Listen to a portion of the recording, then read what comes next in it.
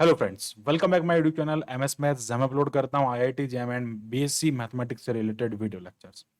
सो series के convergency और divergency से रिलेटेड सारे वीडियोस में हमने यहाँ पे डिस्कस किया है कि हम किस टाइप से सीरीज की कन्वर्जेंसी और डाइवर्जेंसी को चेक करते हैं। सारे वीडियोस आप हमारे प्लेलिस्ट में जाके देख सकते हैं। सो बात करते हैं यहाँ पे हम एक और टेस्ट के बारे में, that is the Cauchy condensation test.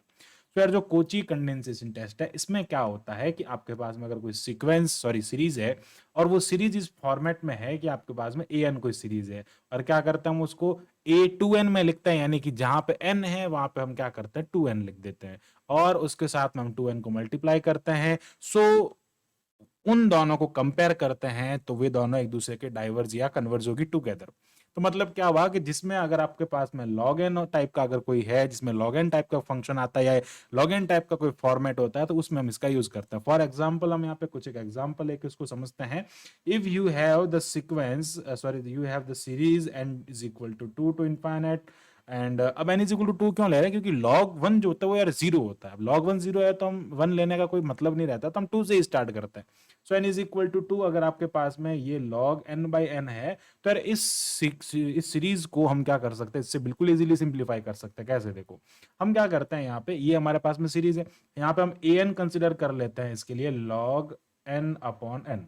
इसी टाइप से अगर मैं यहाँ पे ए टू एन कंसिडर करता हूं तो क्या करना पड़ेगा मुझे, log n की जगह पे मैं टू पावर n रख दूंगा, और सॉरी ए है ना, ए टू पावर n है, this is not a n, a to power n, और नीचे क्या हो जाएगा, ये टू पावर n हो जाएगा। अब क्या करना है, इन दोनों पे ये दोनों जो है इसको इसमें रखना है, मतलब क्या करना है, इसको आपस टू एन से मल्टीप्लाई करना है। मतलब क्या हो जाएगा, summation of two power n, ये हो जाएगा log टू एन अपॉन ये हो जाएगा टू एन। तो यार इस टाइप से इसको हम यहाँ पे कट करेंगे तो ये आएगा summation of log of two n हो जाएगा, और यहाँ पे हम इसको लिखेंगे तो ये हो जाएगा समीशन ऑफ, अच्छा एन जो है वो आगे आ जाएगा, तो log टू जो है वो कांस्टेंट है बाहर आ जाएगा, और ये हो जाएगा समीशन एन।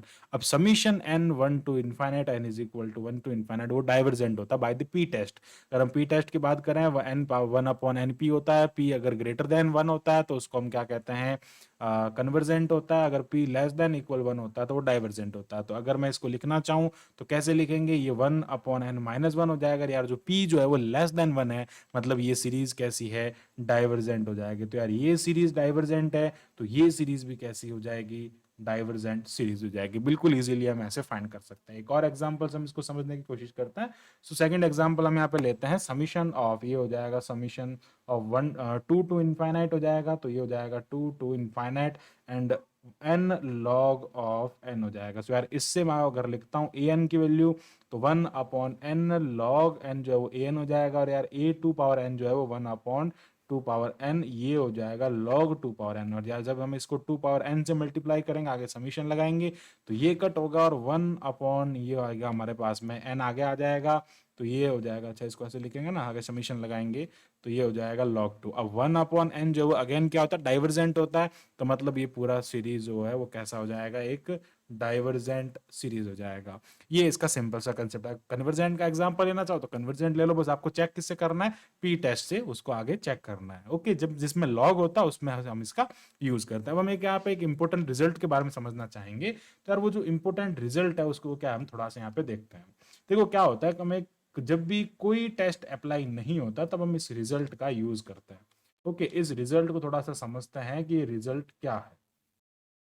क्या होता है कि अगर आपके पास में ए एन कोई एक पॉजिटिव टर्म की सीरीज है, पॉजिटिव टर्म सीरीज, अगर आपके पास में ए एन कोई पॉजिटिव टर्म सीरीज है और वो मोनोटोनिकली मोनोटोनिकली डिक्रीजिंग सीक्वेंस है, सॉरी सीरीज है, हाँ मोनोटोनिकली डिक्रीजिंग सीक्वेंस है, सॉरी, ये भी एक पॉजिटिव रियल नंबर सीक्वेंस कह दो, सीरीज कह दो, कोई बात नहीं, मोनोटोनिकली डिक्रीजिंग डिक्रीजिंग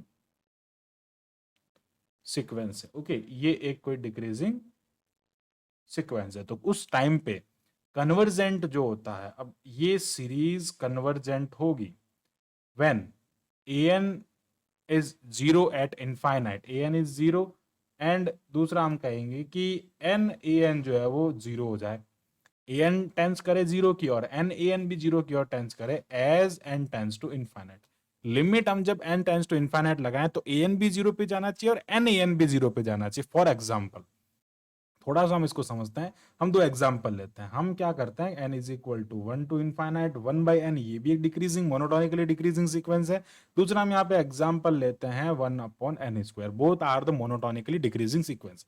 अब यहाँ पे इन दोनों को चेक करते हैं कि कौन कन्वर्जेंट है और कौन डाइवर्जेंट है। तो कैसे चेक करना होता है, सीधा सा हमको यहाँ पे क्या देखना है, इसके लिए अगर मैं limit n tends to infinite put करता हूँ इस an में, तो an में मैं अगर limit n tends to infinite put करता हूँ तो मुझे 0 मिला। अब मैं क्या करूंगा, an लगाऊंगा, n को मल्टीप्लाई करूंगा, तो अब क्या लिखेंगे, limit n tends to infinite an अगर मैं लिखता हूं तो यार ये वैल्यू 1 आ जाती है, 0 नहीं होती है। It means this is the divergent sequence.